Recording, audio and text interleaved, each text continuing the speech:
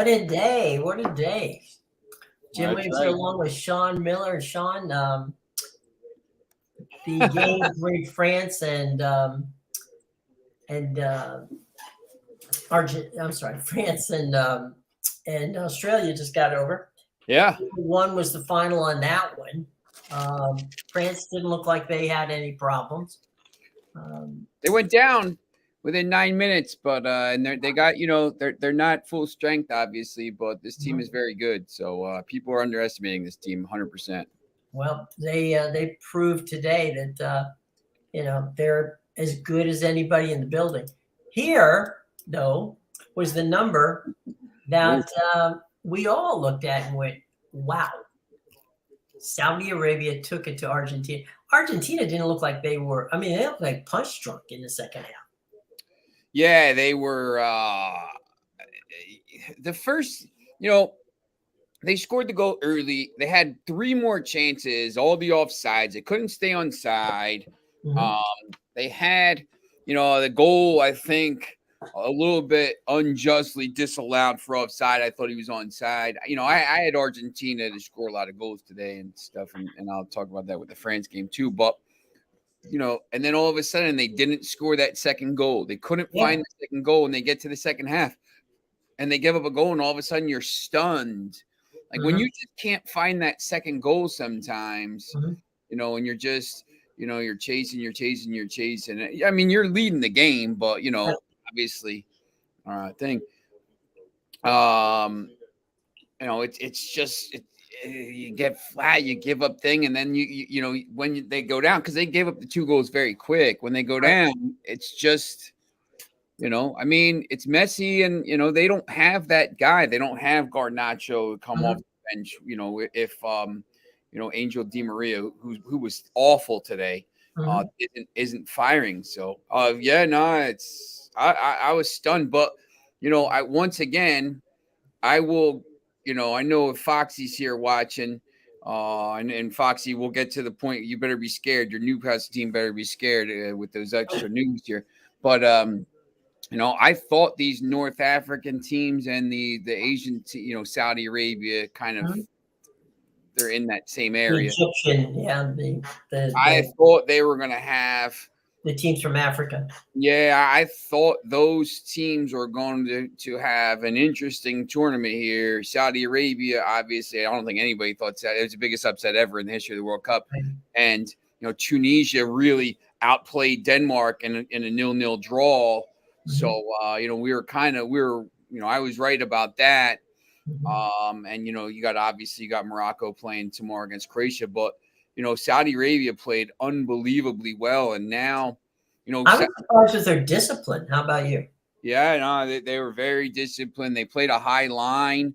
And that's, people were talking about that high line on Twitter. When you play a high line like that, and, you have to be disciplined, because if you're not, you're going to get shredded.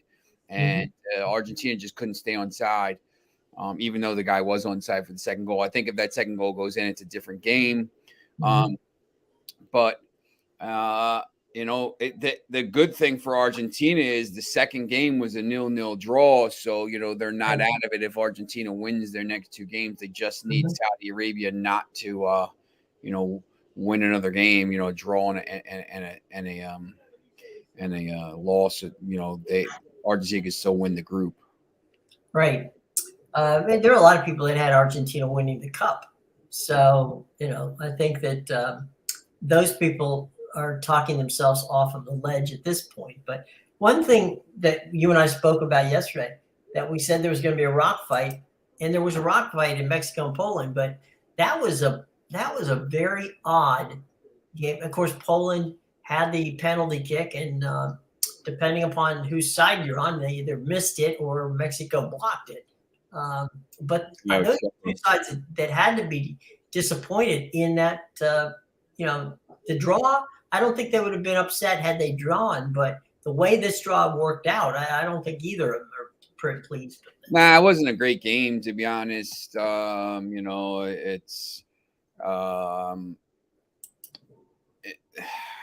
He's got to finish there. Obviously, Ochoa, he comes up big, but Mexico can't score.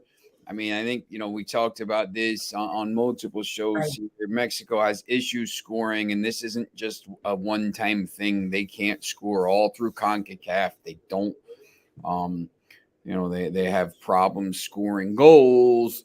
And, I just don't know, they have to play Argentina, I believe, next. And I just, Argentina is going to be mad. I just don't know where the goal is going to come from. They just can't find goals. So Poland the same way. Lewandowski doesn't have a lot of service, but look, I mean, they should have won the game. So Absolutely.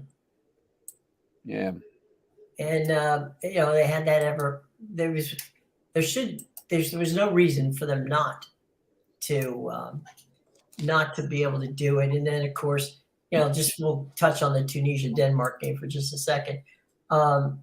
There was some pretty interesting stuff there, but both sides just couldn't close. Yeah, I thought Tunisia actually outplayed Denmark. I mean, I think pretty right on about the thing. I just once again Denmark. They're everybody's dark horse. I don't know where's the goals coming from. I just don't see where the goals are going to come from. And you just watch France play Australia. France is going to score goals. Yes, they're going to give some up, but where's the goals for Denmark going to come from? If you can't score, you're in trouble here. The only good thing for Denmark is, they have a chance. They need Tunisia not to beat Australia. Mm-hmm. If Tunisia beats Australia on Saturday, they could be in a little bit of trouble because Tunisia would be on 4 points. Mm-hmm. And, France and Tunisia, if France beats Denmark, Mm-hmm. Tunisia, I guess it would, I guess Denmark would just have to beat Tunisia. Right. Or sorry, Denmark would have to and goal difference and stuff like that. So it gets a little dodgy. So yeah, Denmark had a chance there to really kind of throw a marker down and win a game, and go into this France game in good shape. But now, I mean, if Denmark beats France, they're still in good shape. But it is what it is. There's a lot to go. Now, there's some controversy here, my friend, and we talked about it the other day, and that is Gio Reyna was good to go for the USA, he said. And he said that he had told, everybody prior to the game that he was good to go. He warmed up. Everybody looked at him and said he was fine, according to Gio. And he said that, in a couple of interviews that the coach's decision was not to play him. Yeah, this is. I mean, I'll be honest. He says he's keep measuring his minutes and all this stuff. This guy, it comes down to this guy Berhalter again. I mean, this USA team is good enough. They should have won the game again. They're good enough to do something, but they're going to be held back as long as Berhalter is in charge. They're never going to do anything. I'm 100% sticking behind that. Gio Reyna, once again, I cannot believe they brought on Jordan Morris with no knees ahead of the head of Gio Reyna. Gio Reyna should have been on in the 60th. He should have started, to be honest. But if you're not going to start him, he should have been on the 60th minute. So this just gets worse and worse for this guy. And if they get pummeled here against England, the calls are going to be loud and clear for him if they get knocked out, if they crash out of the group. But once again, he's going to be there because of all the stuff that goes on. Well, it says that Reyna, who is one of the is playing at a high level. Borussia Dortmund is one of the most highest profile players on the team. Yes. And he sat on the bench, and at 20 years old, he's still he's still somebody that everybody wanted to see. And in multiple interviews, he said, "Look, I was 100%. I'm good to go. I can play against England if they want me to. And that's how he put it, if they want me to. Oh, yep. So clearly he's a little ticked off at the coach, and I think there's good reason to be ticked off at the coach. Yeah. And, Foxy, thanks for tuning in. Jay Jones, once again, thanks for tuning in. Yeah, thanks, guys. Foxy, I know you're here because you're worried about what's going on with Newcastle might not be the biggest dogs in the Premier League for much longer, buddy. I know you're getting worried after you saw those tweets I posted. We'll get to that. I got it right here. Hang on. For those of you who are talks about Ochoa, he's been, Ochoa. He shows up. They keep him in a vault somewhere, and then he shows up for the World Cup, and then you don't see him again. He does play in Liga MX. So, but a lot of people don't watch that league, so they're not used to seeing him. The problem, a lot of times the Liga MX games are on at 8:00 at night. Yeah. On, Saturday and Sunday night. So people in Europe are either out. A lot of the people on my Twitter in England are either out on Saturday night and Sunday nights. They're asleep. So, I get a chance to see some of those Liga MX games. So I've seen Ochoa play. Obviously very good one. And Foxy got lucky with that late yellow card, so that's good there. But let's start with this first, and then we'll go to the big news. Yes. Ronaldo to leave Manchester United with immediate effect. Is how it is put. The best news about this is that, and I've heard Newcastle's name mentioned. It's between Newcastle, so he's going to go poison you guys, Foxy. I've heard Newcastle, but or Al Sadd, I think. What kind of price tag is Ronaldo going to take? Oh no, I mean now he's he's going to be. It's going to be really just his contract now, which is he's on these crazy contracts, but he's 37. He thinks he's 27-year-old Ronaldo. He's 37-year-old Ronaldo. He doesn't understand that. Right. The best thing about this whole thing was that they didn't have to pay him another cent. He's lucky he didn't get fined. They were gonna go after him for breach of contract and stuff like that. So they didn't have to pay anything. So now all this money is up here, and they can use it in January, maybe by Kylian Mbappe or Cody Gakpo. But that's the small part of who they're going to buy. Buying everybody soon. There you go. Big news right there. The Glazers, after 17 years, have decided to put the club up for sale. I think it comes down to really the lack of. There's been a lot of things. The Super League not happening. The pushback from the Super League. The constant protests. All this stuff. The failed managers. There's been a lot of different things. I'm not going to go on there and say that it hasn't been. They have spent money. They've wasted a lot of it with bad, players and stuff. So, and they did win a Champions League, got to three Champions League finals in 4 years, in 2008, 2009, 2011.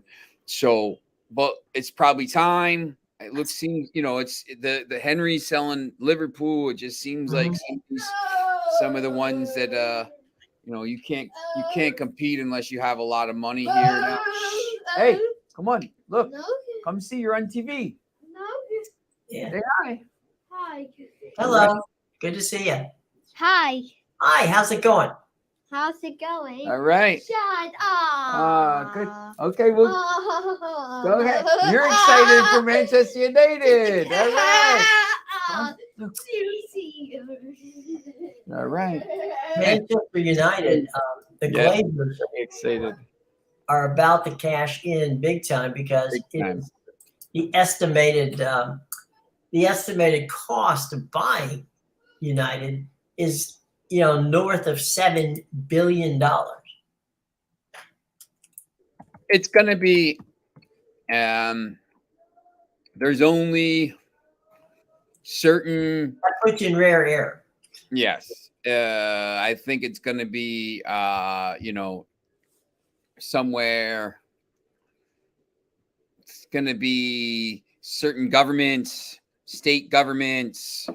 Well, look, the game is now. The Saudi investment fund owns Newcastle, and obviously, City is owned by. Well, Chelsea just was sold. Chelsea's record is 4.25 billion pounds. Okay. Yes.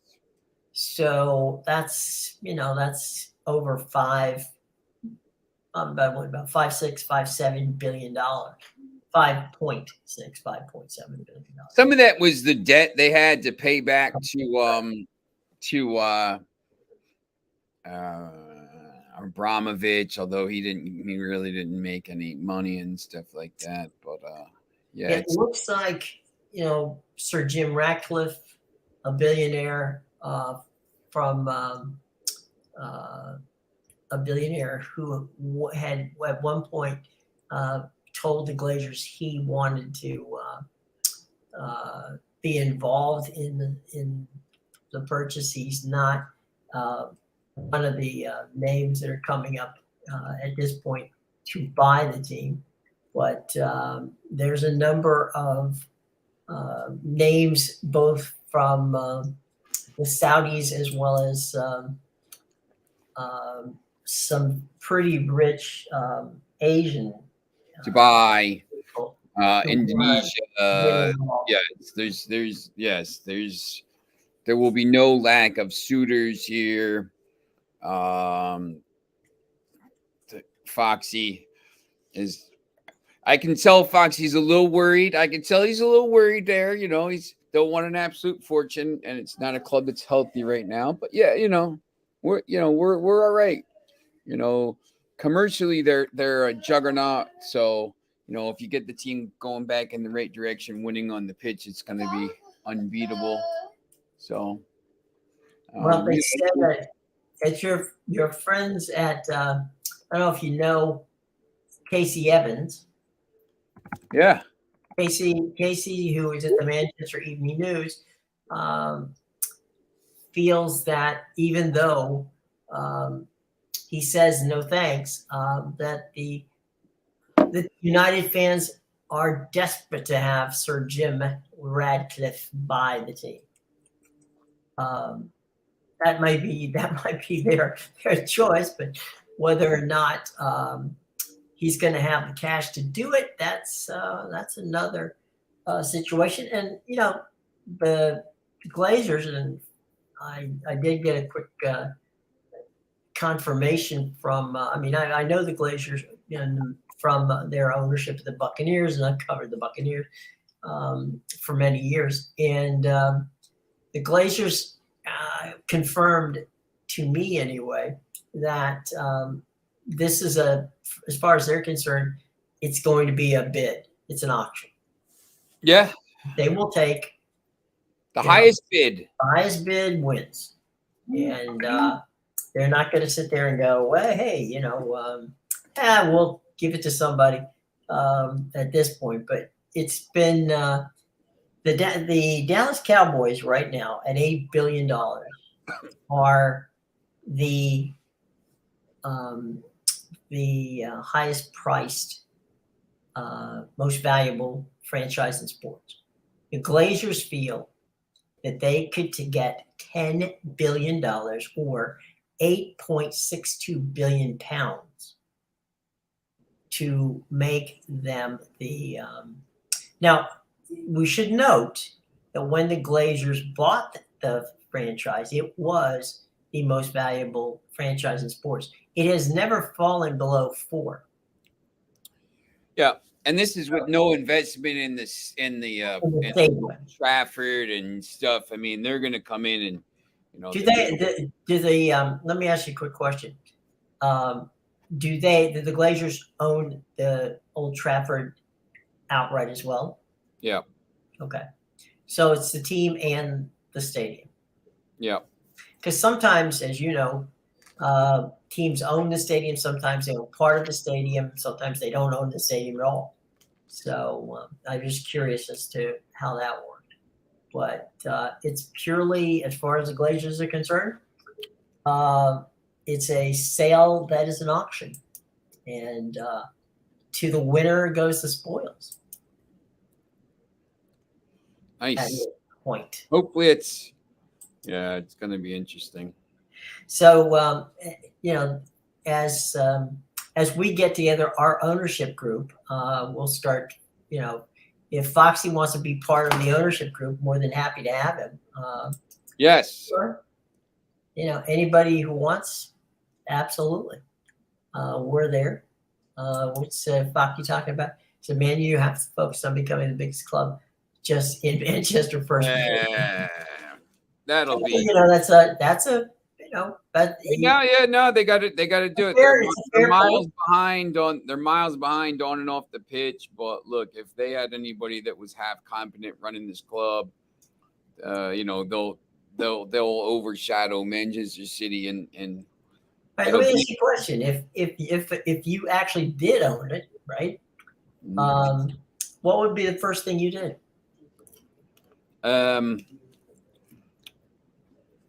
What would be the first thing I did? Hey, Bill. Good to see you, buddy. No, Bill, I did not have them. I did have Tunisia and draw, though. That was my favorite play of the day. I had the Saudis to beat the Argentinians in the crowd size, but that was it.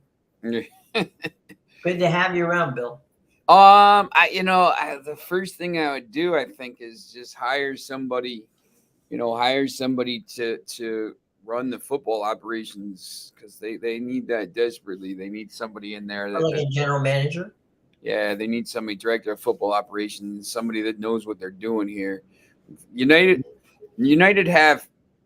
There's one thing they have that these other city as well, but United have players coming through the academy right now that are miles ahead of other academy teams. So,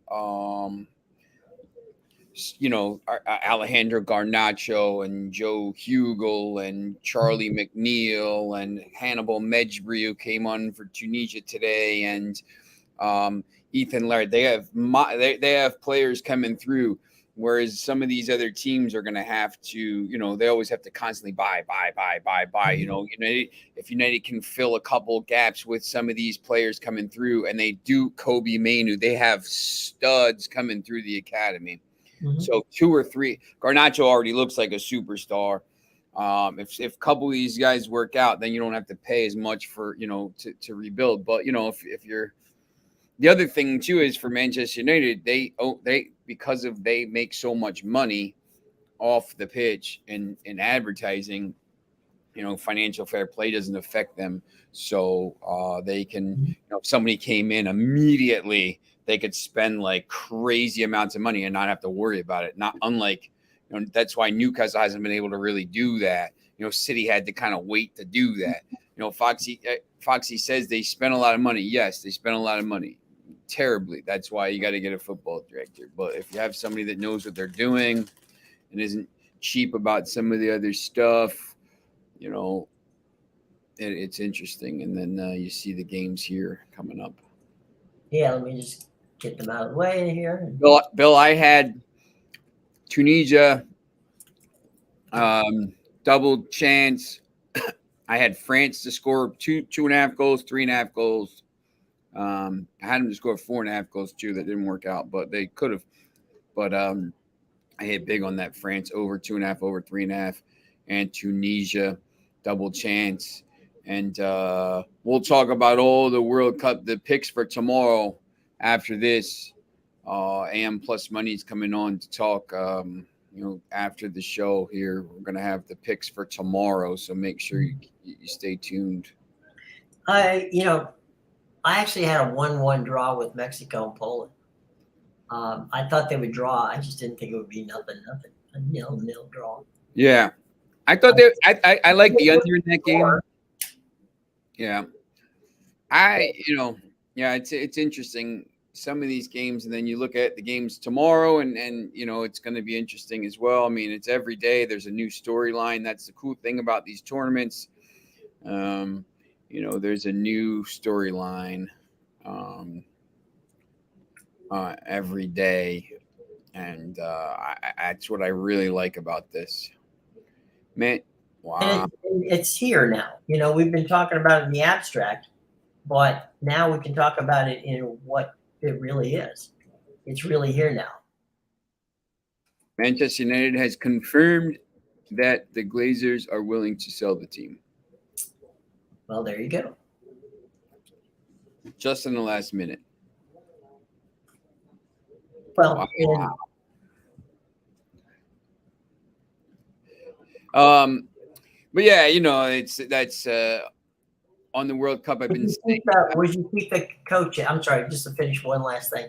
Would you keep a coach at? Yeah, I like Tanagi. He's doing the right thing. He's standing up to people and doing the right thing. He's building a culture here, and the academy. Once again, the academy is very good. So, Foxy's talking about these early kickoff games, and I think we talked about this. The early kickoff games are having the African teams and some of the Asian teams in it, and there's a lot of heat at that point in time. Yeah, and they're suiting it suits these teams well. Didn't think Saudi Arabia would win. The odds are so one-sided. For Argentina, it wasn't a game I touched. Yeah, look, I mean, I thought it was the same thing. I thought there was going to be some goals in the game. I backed Argentina, and once again, Foxy, I think if they score that goal, if that goal was given as a goal to go up 2-0, the way they were playing and that high line, I think they would have rolled and scored 3 or 4 goals there. I think I would have been all right, but that they couldn't figure out that offside trap, and then just they get to halftime. Once they get to halftime at 1-0, I'm just like, man, they're just like Saudi was playing so well, but I don't know. I still didn't think they were going to win the game. You still could have got Saudi Arabia at like a crazy price right there at halftime. I don't know if anybody backed it, but I did like Tunisia. Morocco plays the early game tomorrow, 5 a.m. Against Croatia. That to me, I would have, if I was looking at that game as an underdog play, I would have alarm bells ringing there. This Morocco team is legit. I picked them to come out of the group. I picked them to win this game over Croatia. I really like this team. So yeah, it's going to be interesting. It's going to be a problem again, also for Croatia, because they're not used to that heat. Yeah, I think part of this is interesting is that a lot of people don't realize that it's not just heat; it's also humidity. Yeah. So you're getting the heat of the desert, but you're getting humidity, and the reason for that in Qatar is because Qatar is literally on the sea. So you've got the island effect that you don't get in other arid parts of, say, Saudi Arabia and other parts of the world. Yeah. So it can be, you can get all of the problems of the heat with the humidity, which is something that definitely it favors the the teams from the region. And I'm just at this point in time finishing up some typing here so that we can have it on the screen in just a second. I promise to be with you in just one quick second as we give you the games for tomorrow, which Canada comes into play for the first time since 86? Was it for them? It's been a minute. Yes. It has been a minute since they've had a chance to play and they play Belgium, and they're going to be playing in the late game. Yeah, I think here's tomorrow's schedule, and you can take them one game at a time. Yeah, once again, Morocco. I think they're going to give Croatia all kinds of That's the problems. 5 a.m. game, by the way. 5 a.m. game. I really think Morocco is gonna have a pretty good chance to win that game. I don't know if they will. Morocco or draw would be a little safer play. Germany, I think, beats Japan pretty easily. Could be one of the better games of the day. I think there'll be some goals in that. Spain, Costa Rica. I mean, What do you make of Costa Rica? I don't think they'd score if you gave them 20 days to play this tournament. They don't score a lot of goals. They're a bit like Mexico. So, but yeah, I think Spain sometimes has problems scoring as well. So, hey, Luke, go upstairs. So that game could be interesting. I think it could be a 1-0 game. And then, of course, the late game is Belgium and Canada. So we'll see how that is. There we go. I just want to get Costa Rica in. I didn't. I typed it in. Okay. Belgium. I mean, in theory, they should be able to handle Canada. But yes, they're very, but they've been spotty as well. I don't think they're a little older. Their defense isn't great. I think that Belgium. Bill says Belgium is overrated. I agree with that a little bit. They're offensively very Kevin De Bruyne, and they have really good players, but defensively old, and Canada could get at them, so that could be interesting. Let me throw this at you. It's not often that I actually agree with Alexi Lawless. I think that chance that comes once every millennium. But Alexi made a point today, and he said that the European teams, part of the problem with some of the European teams is once they get a set team that they like in a World Cup and they do well, okay, they'll ride that same team for 2 or 3 cycles. And he said, without introducing enough young players in. And he said that causes them to have, some issues because they don't turn things over. He says that was the thing that France was able to do that the other teams in Europe didn't, was they decided or came up with a plan of turning teams over and, some of the good players, but infusing more young talent where others, as he said, did not. Fair question? Fair statement, I should say. Yeah. I agree with that. That's the problem sometimes with these golden generations as they are is, you hang on, I think it's a little easier to get rid of some players, when you've had a little bit more success, maybe, you've had some success and you have that pipeline of players coming through, you kind of keep it refreshed and stuff like that. Mm-hmm. Bill said, what's Canada's double chance? It's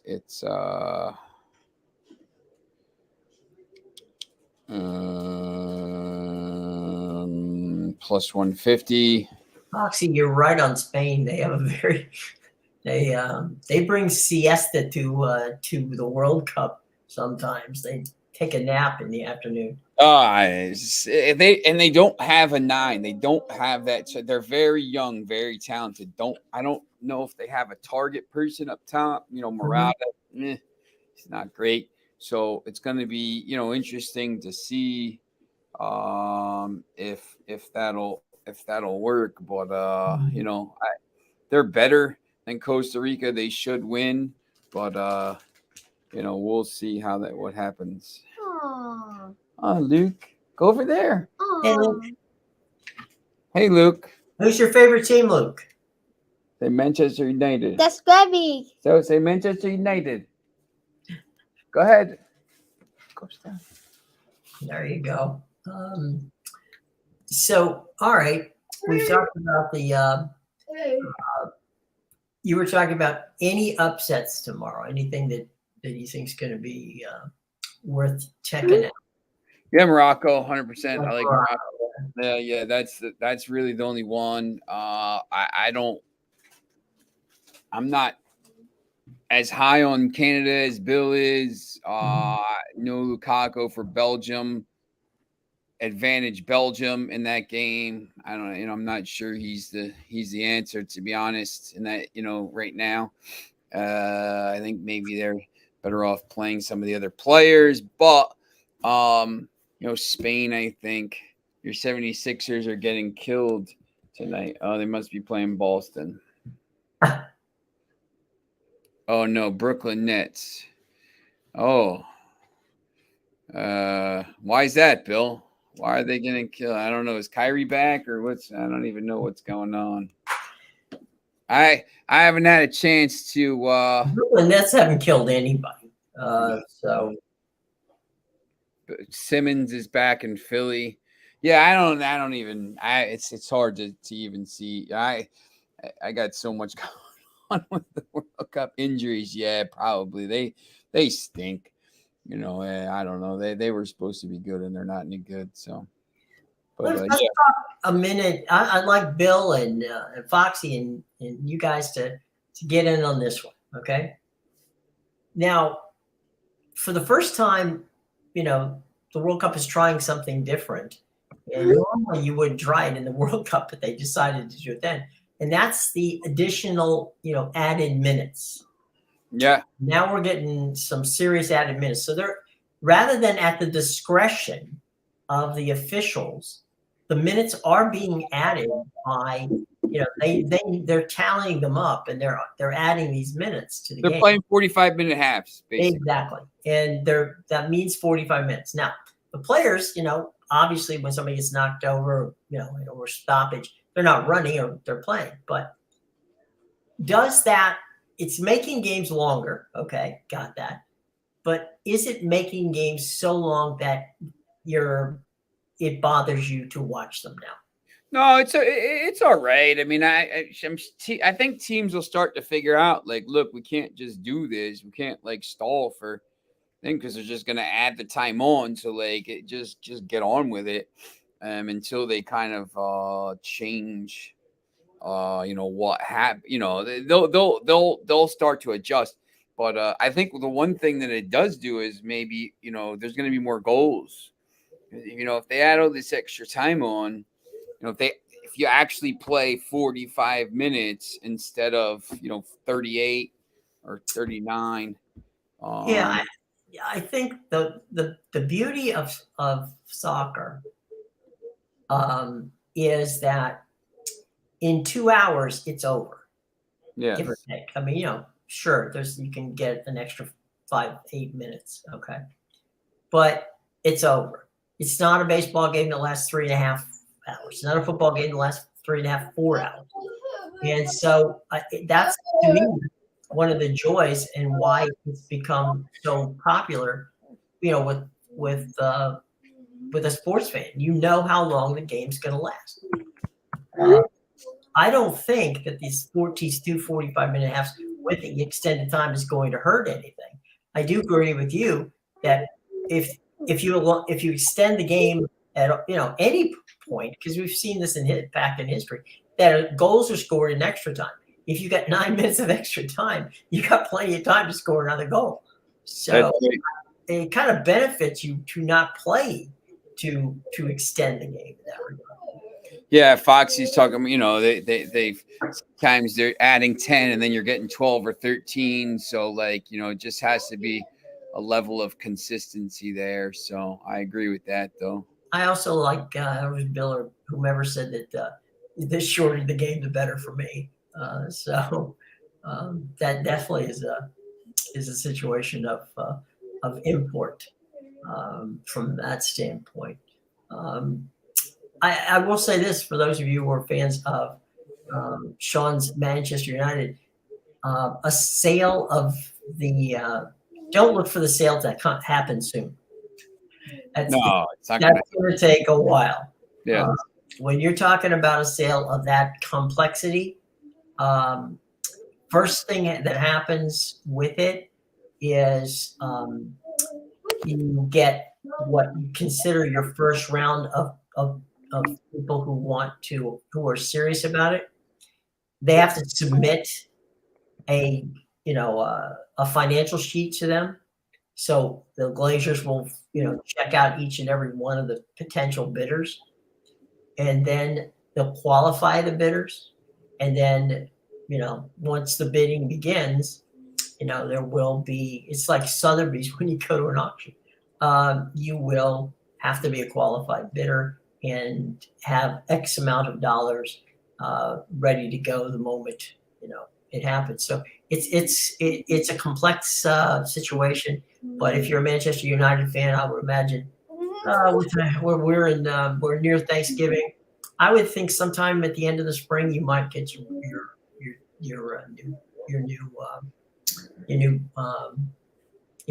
owner, because that's kind of how it works in the bidding process, because it takes so long to vet these bidders. Now, again, it's not going to be, you said there's going to be a lot of bidders, and you're right, but we're talking, when we say a lot, you're talking a handful. There's a handful of people on the planet that could put that kind of money together. Yeah. To do it. So, I know Jeff Bezos was thinking about buying the Washington Commanders. Maybe Jeff will go. Jeff and Jay-Z. Jeff and Jay-Z will go across the pond and pick up Man U instead. It's going to be interesting. But yeah, I have no doubt that the Manchester United will set a record for the highest the highest fee ever paid for a professional sports franchise. I mean, that's whatever it is, it will definitely be.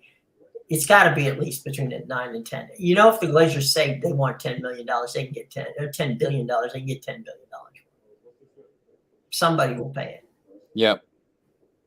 I know that my friend Andy Zimbalist for the National Basketball Association. If you remember when Donald Sterling had to sell the team, they hired Andy. He's at Smith College in Boston. He's an economist, a sports economist, to put a price on the Clippers. The price he put on the Clippers was $1.8 billion.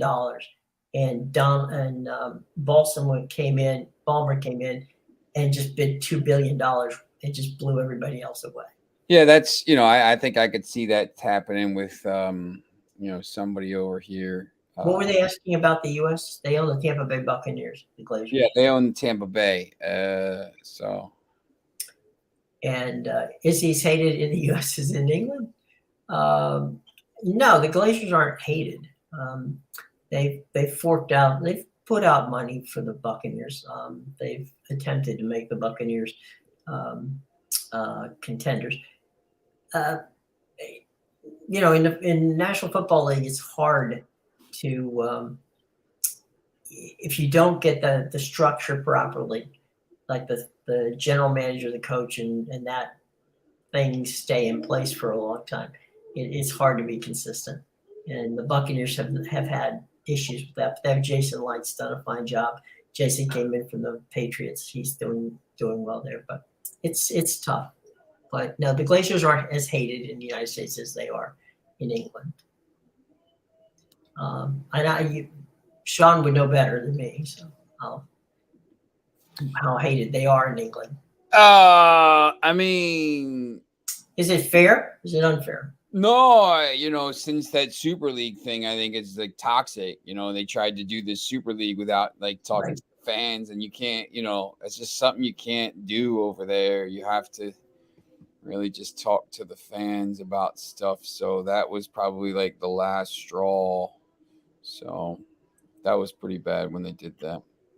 Well, guys, we'll be getting out of here, but want to let you know that if you missed any of the games today, you can watch them for free on Tubi TV.